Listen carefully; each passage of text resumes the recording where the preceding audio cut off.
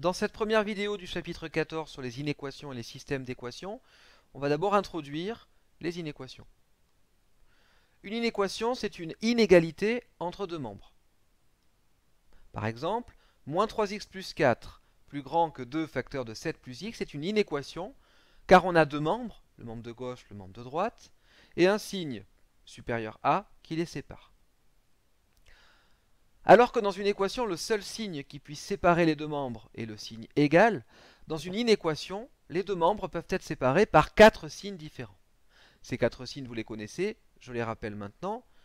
Ce premier signe signifie strictement plus grand que. Donc si on a x, ce signe 7, ça signifie que x doit être strictement plus grand que 7. Et dans ce cas-là, x ne peut pas être égal à 7.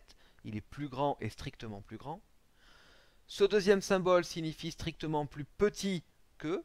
Donc si on a x, ce symbole 7, ça signifie que x est strictement plus petit que 7. À nouveau, x ne peut pas être égal à 7. Il est forcément plus petit. Le troisième symbole, le voici, ça signifie supérieur ou égal à.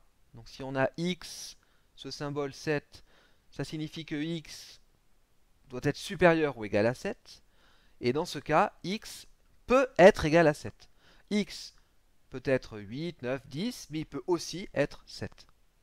Et enfin, le dernier symbole, le voici, ça signifie inférieur ou égal à. Donc si on a x, ce symbole 7, ça signifie que x doit être inférieur ou égal à 7. Et dans ce cas, à nouveau, x peut être égal à 7. X peut être égal à 6, 5, mais 7 également. Résoudre une inéquation, c'est trouver toutes les valeurs que l'on peut donner à x pour que l'inégalité soit vérifiée. Ces valeurs sont appelées solutions de l'inéquation. Alors on va voir comment on peut tester des inégalités. Notons I, l'inéquation initiale, moins 3x plus 4, strictement supérieure à 2 facteurs de 7 plus x. Et on se demande si 2 n'est pas solution de cette inéquation. Comme pour les équations, quand on teste une inéquation, on doit calculer séparément les membres de gauche et de droite, puis comparer les deux résultats. Calculons d'abord le membre de gauche, moins 3x plus 4 pour x égale 2, est donc égal à moins 3 fois 2 plus 4. On respecte les priorités opératoires, moins 3 fois 2 ça fait moins 6, moins 6 plus 4 ça fait moins 2. Le membre de gauche pour x égale 2 est égal à moins 2. On calcule le membre de droite, 2 facteurs de 7 plus x est égal à 2 facteurs de 7 plus 2. On respecte les priorités opératoires en commençant par les parenthèses. 7 plus 2, ça fait 9. 2 fois 9, 18. Et maintenant, on compare les résultats. On se pose la question, est-ce que moins 2 est plus grand que 18? Eh bien non.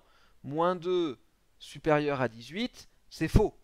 Donc 2 n'est pas solution de cette inéquation. Testons maintenant un autre nombre. On va tester moins 2 sur la même équation. On calcule le membre de gauche, on obtient moins 3 fois moins 2 plus 4. Moins 3 fois moins 2, ça fait 6. 6 plus 4, ça fait 10. On calcule le membre de droite. 2 fois 7 moins 2. 7 moins 2, ça fait 5. 2 fois 5, 10. On se pose la question, est-ce que 10 est strictement plus grand que 10? Non, cette inégalité est fausse. Donc moins 2 n'est pas solution de mon inéquation. Testons enfin moins 4. Est-ce que moins 4 est solution de cette inéquation? Donc on calcule séparément les membres de gauche et de droite. Le membre de gauche est égal à moins 3 fois moins 4 plus 4. Mais moins 3 fois moins 4, ça fait 12. Et 12 plus 4, ça fait 16. Le membre de droite, c'est 2 facteurs de 7 moins 4. 7 moins 4, ça fait 3. 2 fois 3, ça fait 6. On se demande si 16 est plus grand que 6. Oui, 16 est plus grand que 6. Cette inégalité est vraie. Donc moins 4 est solution de cette inéquation.